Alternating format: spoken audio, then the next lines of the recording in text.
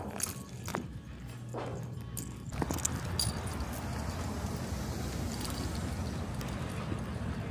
good morning, you guys. Good morning. It's 9:32 a.m. and I'm heading out to run a couple of errands. Whew, all right, y'all. So yes, good morning. I was hustling over here. I don't know why, but I got a bag full of stuff. I got a lot to do today. So today is the 28th, and if you watch one of my previous videos about me getting fired, then you'll know that today was one of the days that I had to go to the probate court to go ahead and file the voluntary administration, so that way I could be appointed as the person who manages my mom's estate. So that way I can now go to all of her bank accounts, in addition to being able to go to the DMV to transfer my name to the title of her car. The reason why that is important for me is because my mom's insurance policy didn't pay the full amount of the funeral. It's not going to pay, not even remotely close, because I didn't know that she was this close. When she was hospitalized about 6 months ago, she was home. She got discharged to my house, and occupational therapy and physical therapy were coming to my house, to kind of help her with some of her mobility. And when they were coming to our house, when my mom was discharged to my house, that was the time that I was like, hey, listen, just seeing my husband's mother and grandmother passing away, I was like, okay, and I wasn't thinking that it would be this close. I was just thinking preventative, okay, for when the time comes. I didn't know the time would be so soon. Ugh. That part, it hurts me every time I even say it out loud, because it's just you know what I mean? To think that I just opened a policy, not thinking that we would have to use it now. I thought I had so much time with her, but nonetheless, the policy, we had just started it in November. It was fairly new. Because of that, generally, especially with elderly people or people who have pre-existing health conditions, they can have clauses that say, there's a 2-year clause that says if they die within that amount of time, then you would only be paid out a certain percentage of your premiums versus the full amount. And so that's basically the situation that I found myself in, which is that they are going to pay me back 110% of the premiums that I've paid in. Premiums were only maybe a little bit over $100, because again, I'm an only child. I have kids of my own, and so even still, it's hard to be get the best policy, the $500 a month policy, because it's when you're an only child, everything is on you. And it's I have my own family too. I couldn't afford to pay $500 a month for a life insurance policy, in addition to paying for my own, in addition to taking care of kids, paying household bills, paying my own bills, and helping my mom financially in other ways other than that.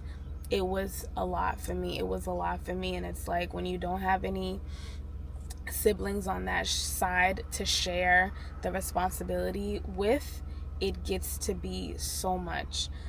So the life insurance isn't paying, a lot, basically. So I had already gone on Kelly Blue Books to determine the valuation of the car. My mom has the title of the car, so the car is paid off.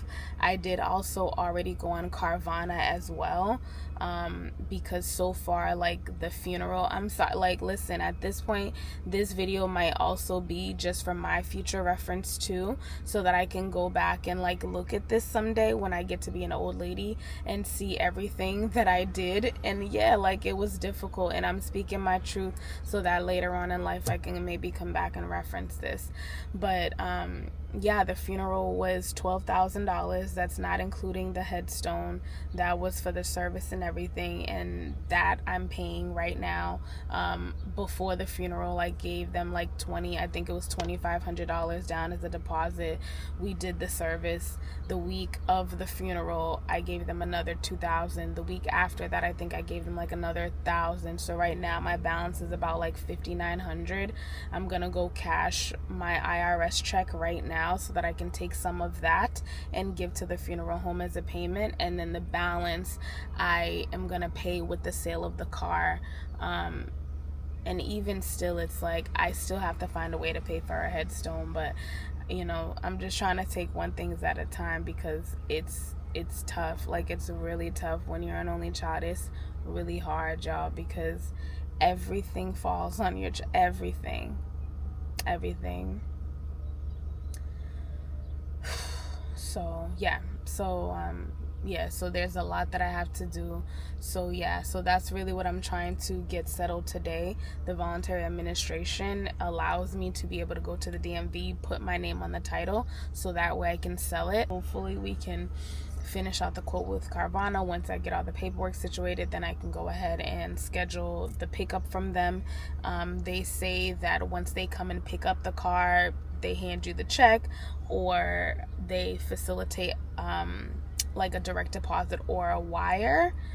That's cool and all, but I feel like give me the check. Yeah, I feel like give me the check, because you know what I'm saying? Like, if I already give you the car, I don't want to have to wait, you know, days and days and days after that. Like, realistically, I'm trying to do it where like I can get the money and then go to the funeral home like next day, go ahead and cash it, and then go tomorrow and pay off the balance, because it's a lot.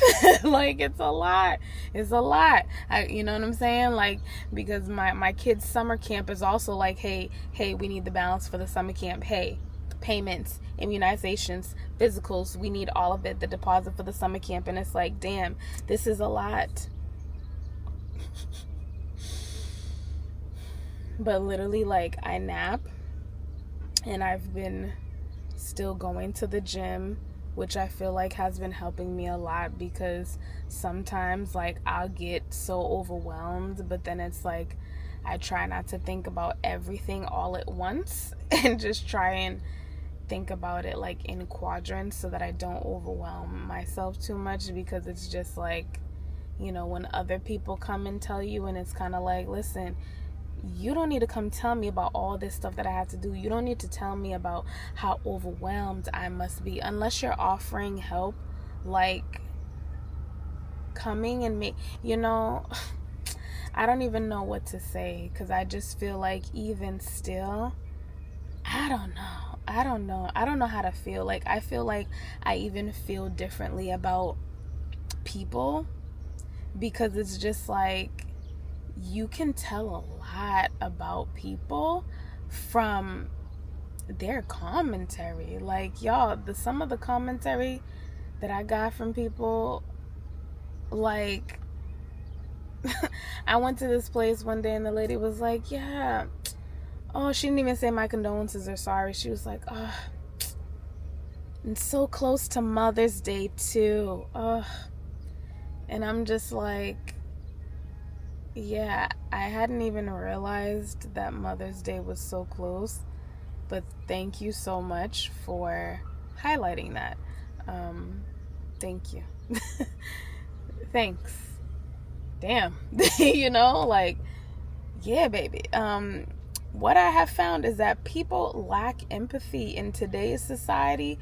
Baby, the way that people be looking at you, like, when you're crying about something serious, something hard, and they're just like, it's life. It happens. And it's like, don't you think the person who's crying for the person who passed away knows that this is life? I know that people die every day. I know that. It doesn't make it any less painful that my mother passed away. And a lot of times I feel like, let's wait till your mama pass away. Let's see the kind of commentary you have when your mom dies, because I just feel like you don't get it. Like, you don't get it. You're saying it like my dog died. And I'm telling you, my mother, the portal into this life, the vessel of which I came through to arrive here on this planet. She gave me life. She brought me earthside. Hey, she was cut top to bottom to get me out. My mother. Yeah. So when I hear the unempathetic, commentary, it's like, damn. Whew, yeah, I can tell you just don't get it. Or you don't love your mom, and that's fine too. That's fine too. But if you know, you know that the feeling of losing a mother is like, you feel lost for a little bit in a way. I think that's part of it too, is that like low key, like even, and I feel like, and the craziest part too is kind of like I can normally be a very organized person, but even in my meticulous focus and trying to be so organized,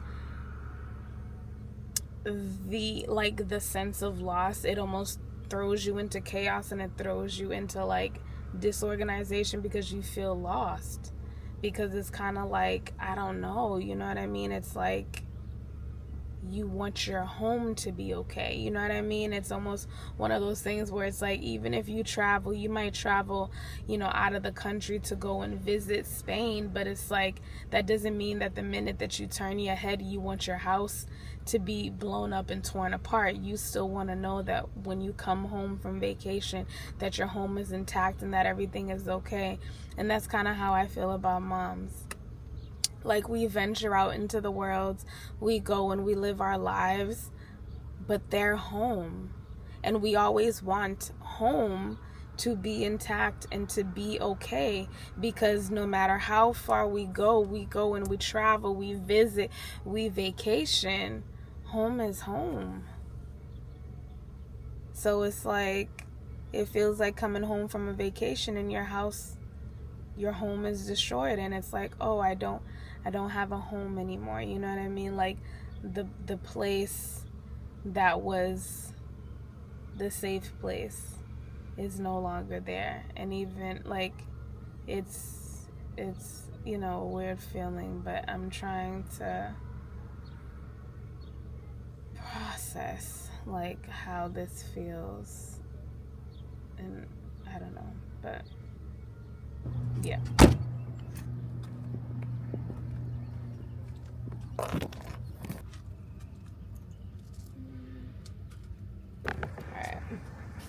Alright, y'all, so I got all the stuff into the trunk. So, okay, there we go. She had cute little church sets that still had tags on them. And I'm like, listen, I can't throw these cute little sets away. And I took one that I'm actually gonna alter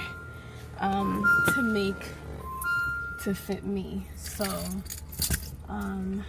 yeah. But alright, I have everything I need, so let's head over to Starbucks now.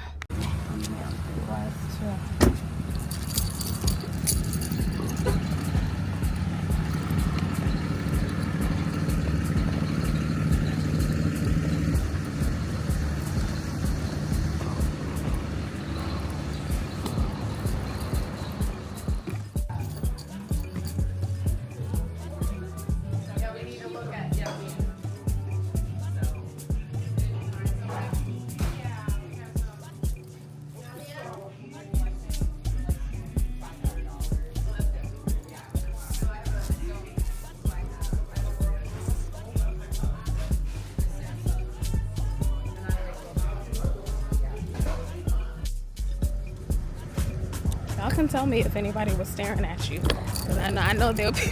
I I know there were probably people staring at you. Who was staring at you? Who was looking at you? Tell me. Tell me. Ay, ay, ay.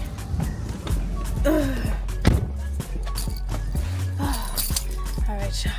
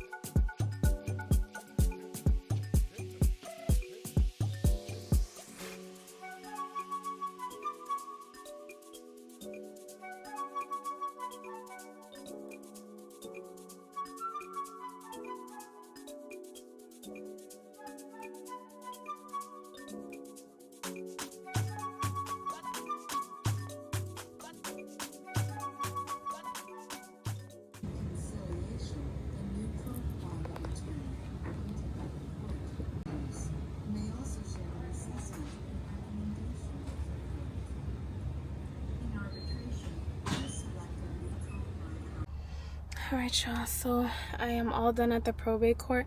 It was actually a lot quicker than I expected. The week of my mom's funeral, I came and I had already did the first half of this voluntary administration, which is to fill out one of the forms, and then you would mail one. You're gonna mail one to, like, I don't know, they give you an address where to mail it to. It's on the paperwork, but you're gonna mail one copy elsewhere, and then the other one you would file 30 days plus from the time of the person's death. You also need their death certificate. So today I came back, I was able to go ahead and file it. It took no time at all. It was really quick, and they were able to give me the administration right here and there.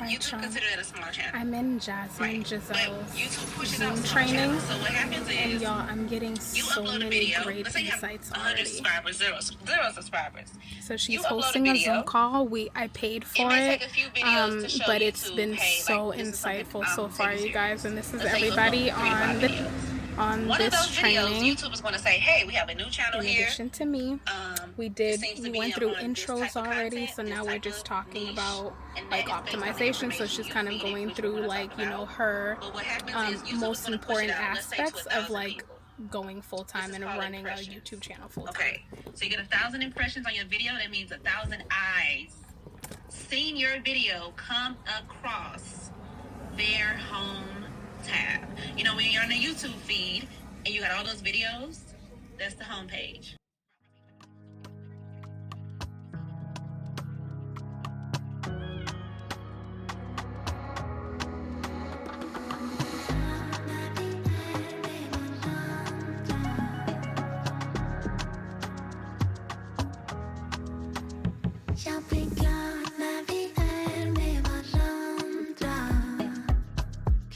du kom klar att du stannade.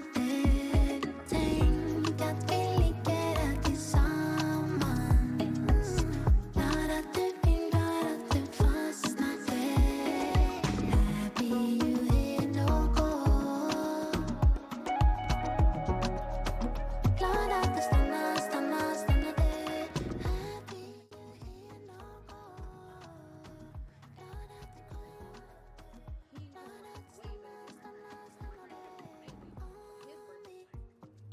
att du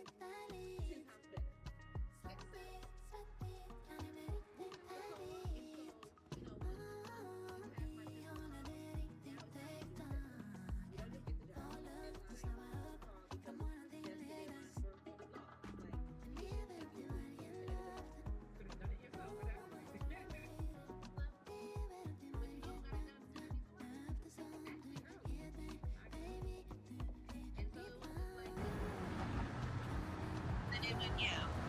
At that rate. And then there's ways around it, like if you do shoot certain kinds of like a few bottles, there's like you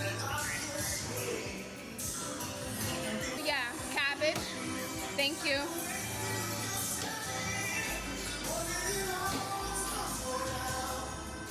Thank you.